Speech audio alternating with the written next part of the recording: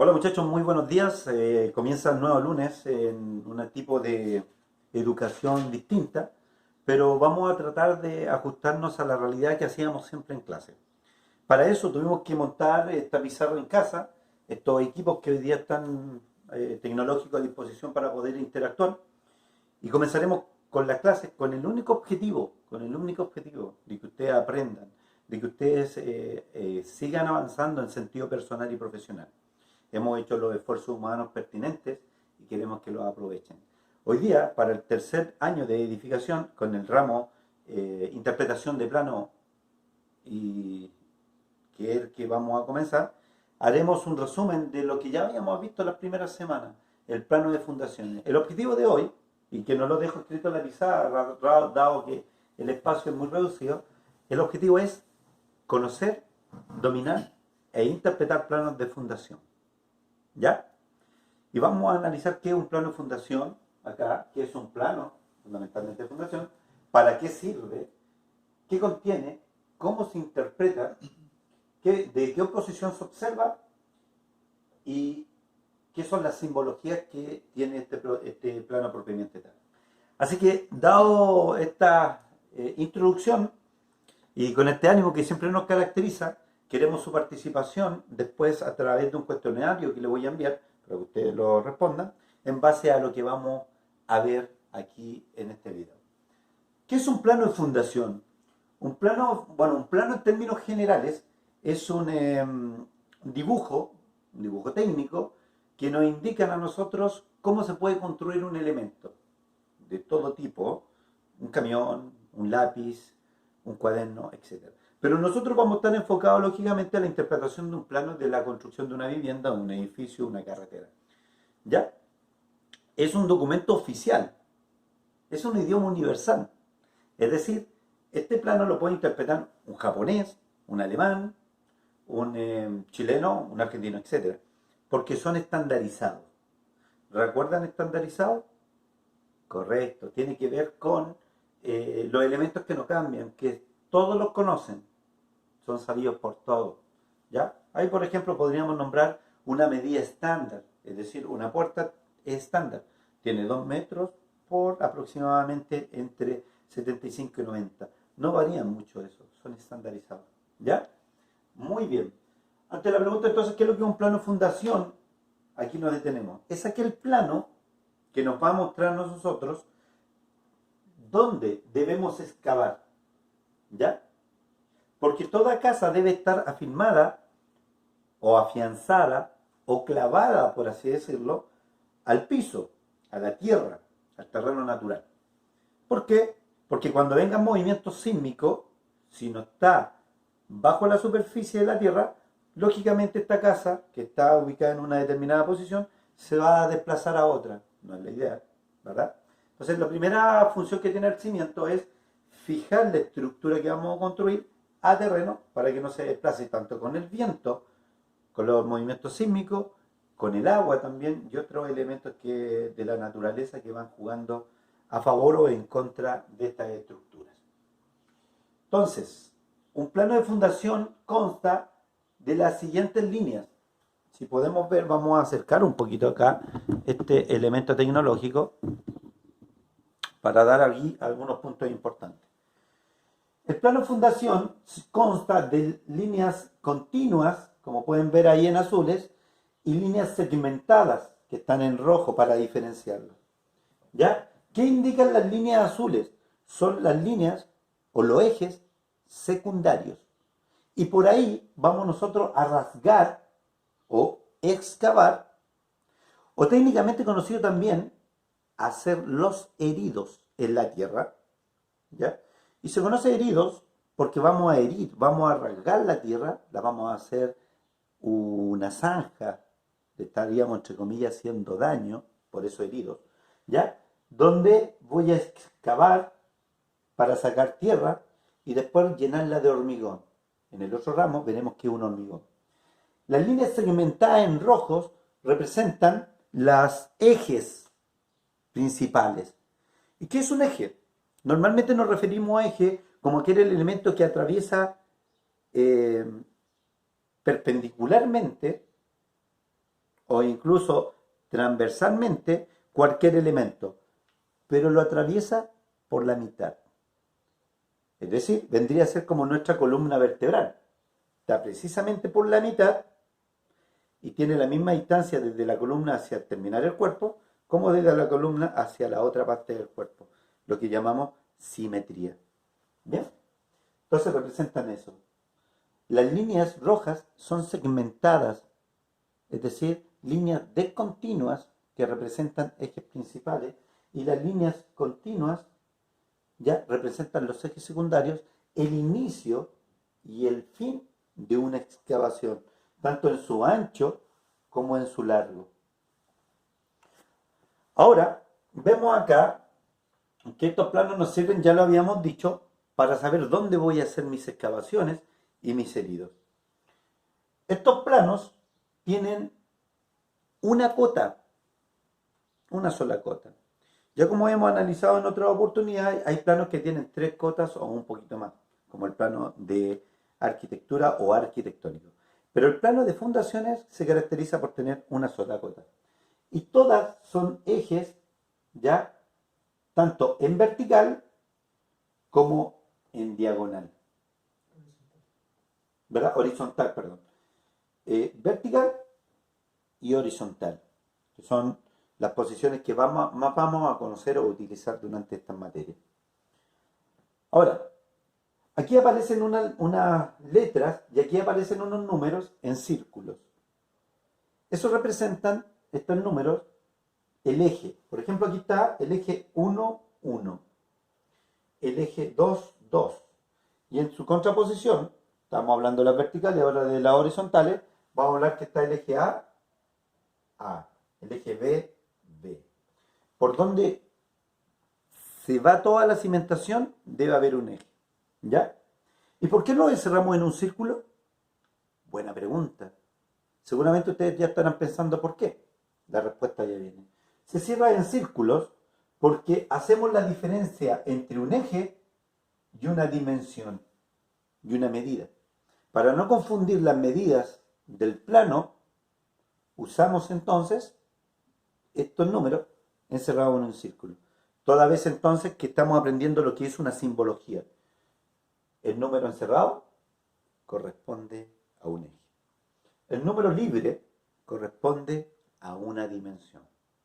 Y como pueden ver acá, las medidas van de eje a eje. Del eje 1 al eje 2 mide 4 metros. Del eje 2 al eje 3 mide 1 metro. Del eje 3 al eje 4 mide 1 metro. Del eje 4 al eje 5 mide 3,5 metros. Y finalmente del eje 5 al eje 6 mide 1 metro. Si sumamos, tendríamos entonces 4, 5, 6, 7, 8, 9, 9 y medio, 10 metros y medio de longitud, en este caso, de nuestro plano de fundaciones.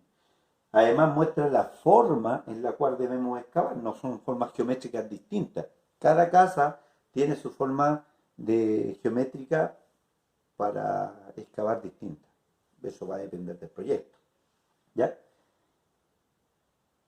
Hasta ahí más o menos estamos claros. Y un poco lo que hemos hecho o lo que habíamos visto en clase en la primera instancia. Como pueden ver entonces, consta de una cota, esta, la que está marcado en negro, y que se va subdividiendo de acuerdo a cuando se va encontrando un eje con respecto a otro. Muy bien. Ahora, ya dijimos que es un plano de fundación.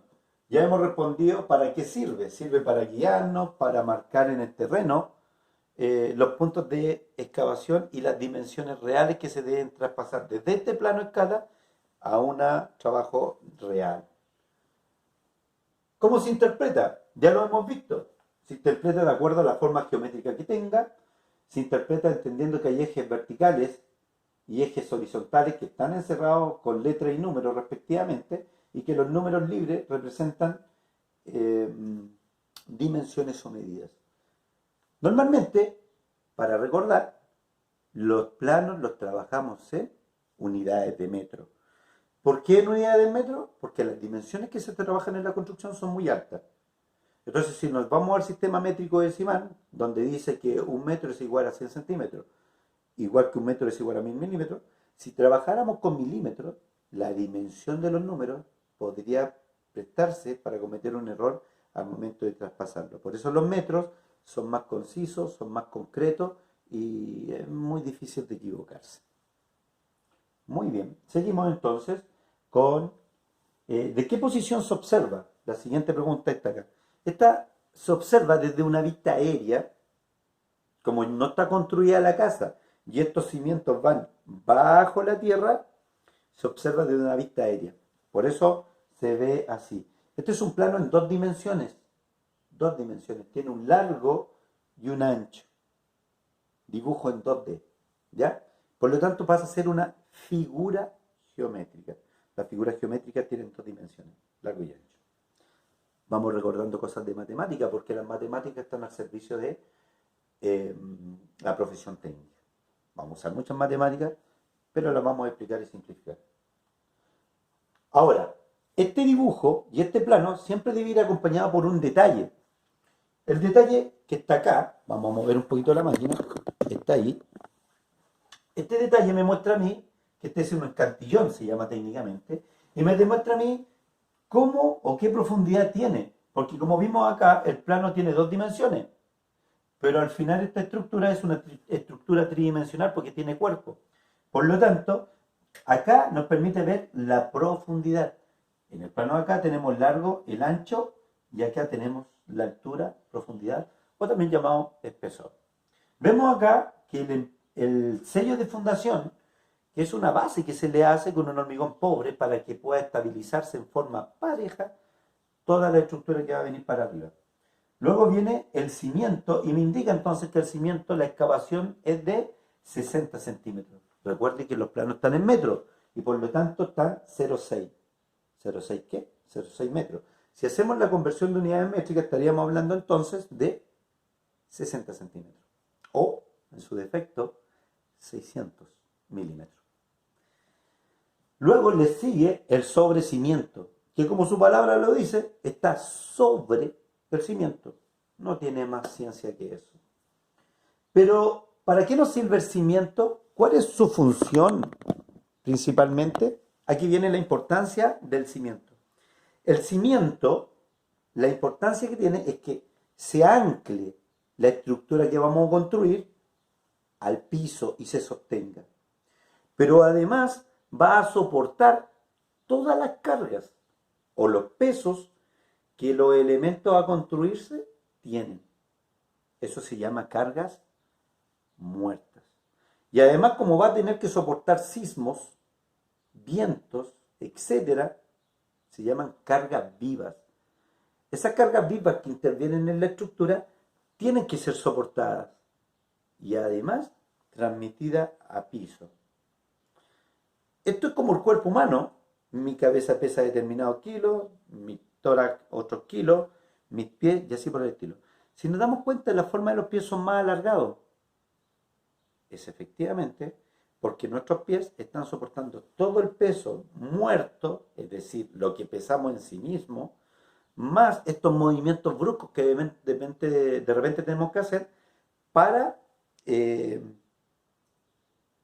transmitidos a las piernas. Una razón importante que en las tardes, cuando llegamos a la casa después de un trabajo, nos duelen mucho los pies. Es porque estuvieron todo el día soportando el peso de nuestro cuerpo, más peso muerto, más los movimientos que hicimos, cargas vivas, y que son transmitidas directamente a nuestros pies. ¿Cuál es la función del cimiento? Anclar al piso y soportar todas las cargas que vienen de la parte superior para distribuirla en forma equitativa al terreno y que la estructura no se caiga. Ese es el fin. Muy bien. El sobrecimiento, que está arriba del cimiento, cumple otra función.